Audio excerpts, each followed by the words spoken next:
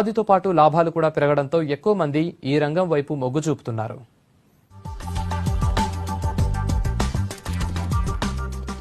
Direct selling industry వేగంగా విస్తరిస్తోంది. ఈ బిజినెస్ తో వినియోగదారులు మోసపోకూడదనే ఉద్దేశంతో 2016 సెప్టెంబర్లో కేంద్రం ఈ ఇండస్ట్రీని గుర్తించి కొత్తగా మార్గదర్శకాలు తీసుకొచ్చింది. అన్ని రాష్ట్రాలు కూడా ఈ గైడ్ లైన్స్ ని ఫాలో అయి తమ పాలసీల్ని తీసుకురావాలని సూచించింది.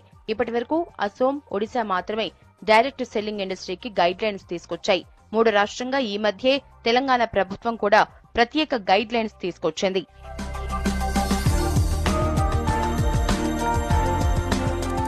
కొత్త గైడ్ లైన్స్ ప్రకారం డైరెక్ట్ సెల్లింగ్ కంపెనీలు తప్పనిసరిగా పరిశ్రమల శాఖ దగ్గర రిజిస్ట్రేషన్ చేయించుకోవాలి. తప్పనిసరిగా ఒక షాప్ తో పాటు పర్మనెంట్ అడ్రస్ కూడా ఇవ్వాలి. తమ రిజిస్ట్రేషన్ చేయించుకోవాలి. తప్పనిసరిగా ఒక షాప్ తో పాటు పర్మనెంట్ అడ్రస్ కూడా ఇవ్వాలి. తమ ఉత్పత్తులు కొనుగోలు చేసిన వారితో పాటు అమ్మిన వారి పేర్లు, డెలివరీ తేదీ, వారంటీ ఇలా అన్నింటికీ రికార్డ్స్ నిర్వహించాల్సి ఉంటుంది.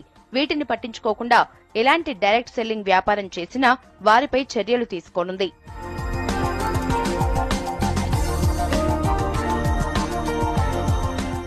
గైడ్ లైన్స్ తీసుకురావటాన్ని డైరెక్ట్ సెల్లింగ్ అసోసియేషన్ స్వాగతిస్తోంది. కొత్త కంపెనీలతో ఇండస్ట్రీకే చెడ్డ పేరు వచ్చేదని, ఇలాంటి గైడ్ లైన్స్ తో ఇండస్ట్రీ సాఫీగా సాగుతోందంటున్నారు.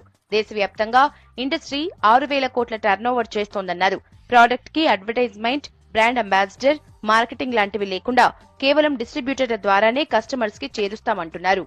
ప్రభుత్వంని ఒప్పించి సార్ చెడు ఉంది, మంచి ఉంది, ఆ మంచిని చెడుని గుర్తించండి అని చెప్పి ప్రభుత్వాన్ని ఒప్పించి ఈరోజు గైడ్ లైన్స్ తీసుకురావడం జరిగింది. ఇప్పుడు ప్రజెంట్ వచ్చేసి దాదాపుగా 6,000 కోట్ల రూపాయలు మా మెంబర్షిప్ కంపెనీలు చేస్తున్నాయి. ఇంకా సమాజంలో దీని పట్ల ఉన్న దురభిప్రాయాన్ని పోగొట్టగలిగితే 60,000 కోట్లైనా ఆశ్చర్యపోవాల్సిన అవసరం లేదు. తెలుగు స్టేట్లో అంత గొప్పగా లేదండి. ఎందుకంటే మనం ఫస్ట్ నుంచి ప్రాబ్లమ్ స్టార్ట్ అయింది తెలుగు స్టేట్లోనే. ఇదొక ఇండస్ట్రీ మా మీద ఆంక్షలు పెట్టి మేము ఎలా నడుచుకోవాలో చెప్పు అని అడిగింది మాత్రం ఇదొక ఇండస్ట్రీ అండి ప్రపంచం మొత్తం మీద.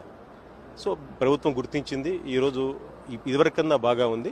బట్ ఈ మనీ సర్క్యులేషన్ కంపెనీలు అన్ని పోయే వరకు మాత్రము మేము మా ఉద్యమాన్ని ఆపదలుచుకోలేదండి. డైరెక్ట్ సెల్లింగ్ ఇండస్ట్రీతో ప్రత్యక్షంగా, పరోక్షంగా 6 కోట్ల మంది ఉపాధి పొందుతున్నారని ఇండస్ట్రీ నిపుణులు చెబుతున్నారు. ప్రొడక్ట్స్ తయారు చేసే ప్రాసెస్ నుంచి వాటిని డిస్ట్రిబ్యూట్ చేసే వరకు ఎంప్లాయీస్ పనిచేస్తున్నారు.